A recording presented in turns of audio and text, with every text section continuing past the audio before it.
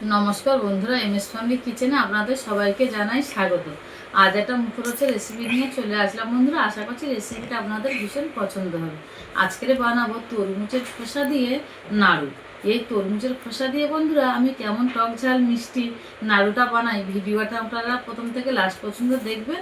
ভালো লাগলে শেয়ার করবেন, লাইক অবশ্যই করবেন। তাহলে চলুন বন্ধুরা, তরমুজের খোসা দিয়ে কেমন আমি ঝাল মিষ্টি নাড়ুটা বানাই আপনাদেরকে দেখা। এখানে কিছুটা পরিমাণে তরমুজের খোসা নিয়েছি, আর খোসাটা আমি সুন্দর করে ছাড়িয়ে পরিষ্কার করে নিয়েছি। এই খোসাটা দিয়ে বন্ধুরা বানাবো সুন্দর একটা দুর্দান্ত স্বাদের টক মিষ্টি নাড়ু। বন্ধুরা এটা আগে থাকতে আমি ছাড়িয়ে ধুয়ে পরিষ্কার করে রেখেছি। এবার এই গ্রেটারের সাহায্যে দিয়ে আমি সুন্দর করে গ্রেট করে নেব। এই যে এরকমভাবে আমি সুন্দরভাবে সব গ্রেট করে নেব। এই যে দেখুন, এরকমভাবে গ্রেট করতে হবে। আর গ্রেটটা আপনাদেরকে দেখাচ্ছি।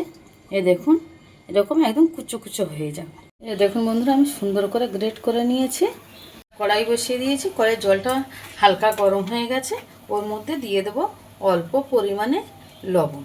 আর বন্ধুরা, আমি যে তরমুজের খোসাটা গ্রেট করে নিলাম, ওটা আগে আমি ভালোভাবে ধুয়ে নিয়ে তারপরে গ্রেট করেছি। ওই জন্য আর গ্রেট করার পরে আর ধোয়ার কোনো প্রয়োজন নেই। এই জলটা ভালো মতন ফুটে আসছে। ওর মধ্যে দিয়ে দেবো তরমুজের খোসা গ্রেট করা, দিয়ে দিলাম। দিয়ে এবার 3 থেকে 4 মিনিট মতন আমি ভালো করে সিদ্ধ করে নেব। গ্যাসের ফ্লেমটা মিডিয়ামে দিয়ে। এই সুন্দরভাবে ফুটে গেছে, চতুর্দিকে ফুটে গেছে। এবার আমি ঢাকা দিয়ে দেবো। আমি যে নাড়ুটা বানাবো তরমুজের খোসা দিয়ে, তার জন্য কিছু মশলা নিয়েছি। মশলাগুলো ভেজে নেব। 3টে শুকনো লঙ্কা, ধনিয়া, মৌরি, জিরে, গোলমরিচ আর 4টে এলাচ।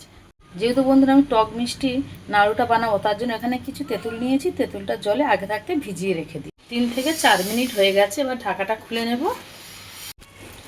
তরমুজের খোসাটা হাফ বা আপনারা বলতে পারেন 99% সিদ্ধ হয়ে গেছে। কারণ এই তরমুজের খোসাটা পুরো সিদ্ধ হয়ে গেলে বন্ধুরা গলে গেলে একদম খেতে ভালো লাগবে না নাড়ুটা। তাই আমি আপনাদের একটু দেখাচ্ছি তুলে যে কতটা নরম হয়েছে। এই দেখুন, এই যে হয়েছে। এবার এর আমাকে নামিয়ে নেব। হাজরির মধ্যে তুলে নিয়েছি। নিয়ে আমি এরকম চেপে চেপে জলগুলো সব বের করে দেব। বন্ধুরা এটা এই নেটের ঝাঁঝরি হলে বা নেটের ঝুড়ি হলে তাহলে খুব সুবিধা হয় এই তরমুজের খোসা এটা চিপে জল বের করতে। এই দেখুন, জলটা একদম সুন্দরভাবে আমি ঝরিয়ে নিয়েছি।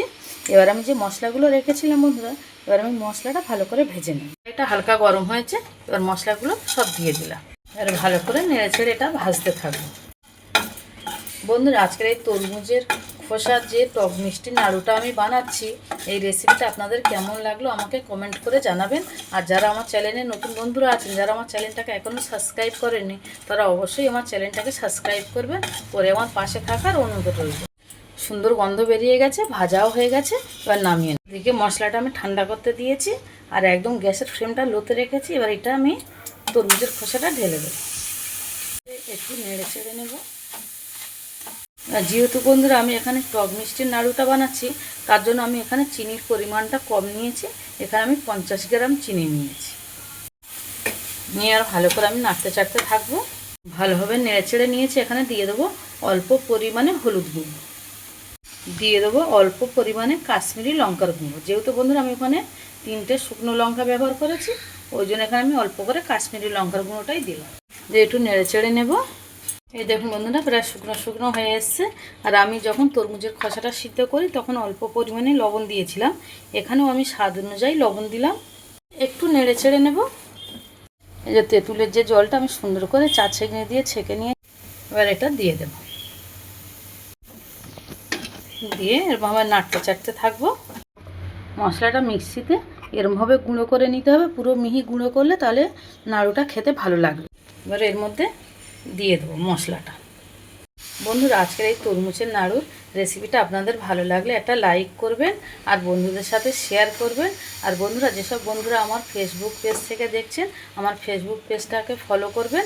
আর যারা আমার ইউটিউব চ্যানেল থেকে দেখছেন, তারা অবশ্যই আমার ইউটিউব চ্যানেলটাকে সাবস্ক্রাইব করে আমার পাশে থাকবেন। এ দেখুন বন্ধুরা এরকমভাবে একদম চিনি টিনিগুলো সব গলে গেছে। আর এই যে এরকমভাবে পাক দিতে হবে। আরও 2 থেকে 3 মিনিট আমি এরকমভাবে নেড়ে চেড়ে নেব। এই দেখুন বন্ধুরা পুরো হয়ে এসছে। এই দেখুন একদম তলায় থেকে ছেড়ে দিচ্ছে। এবারে ধরে নিতে হবে যে নাড়ু বানানোর জন্য একদম রেডি হয়ে গেছে। নাড়ুটা ঠিক হবে কি না সেটা আমি আপনাদের একটু দেখাবো। হাতটা একটু ভিজিয়ে নিলাম বন্ধুরা, যেহেতু প্রচণ্ড গরম, কিন্তু নাড়ুটা ঠিকঠাক পাকানো যাবে কি না সেই জন্য আমি একটু দেখাচ্ছি। এই যে দেখুন নাড়ুটা সুন্দরভাবে পাকানো যাবে। আর এই দেখুন কালারটাও কত সুন্দর এসছে। এবার আমি নামিয়ে নেবো, নিয়ে ঠান্ডা হতে দেব। এই যে প্লেটে এবার নামিয়ে নেব, নিয়ে আমি একটু ঠান্ডা হতে দেব।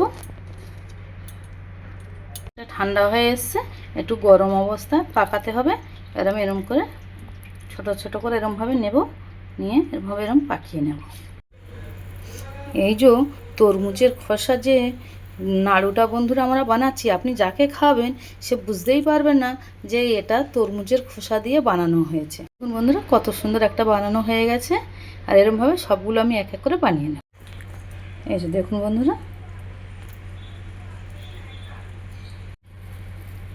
এই যে দেখুন বন্ধুরা কত সুন্দর হয়ে গেছে নাড়ুগুলো। এবার আমি সব বানিয়ে নেব। এই দেখুন বন্ধুরা সব নাড়ুগুলো আমি সুন্দরভাবে পাকিয়ে নিয়েছি। দেখে বোঝাই যাবে না যে এটা তরমুজের খোসা দিয়ে বানানো। আর নাড়ুটা বন্ধুরা কত সুন্দর হয়েছে সেটা আমি ভেঙে আপনাদেরকে দেখাবো। এই দেখুন বন্ধুরা, এটা দেখে কেউ বলবে যে এটা তরমুজের খোসা দিয়ে বানানো হয়েছে। বন্ধুরা ভিডিওটা প্রথম থেকে লাস্ট পর্যন্ত দেখার জন্য আপনাদের অসংখ্য ধন্যবাদ।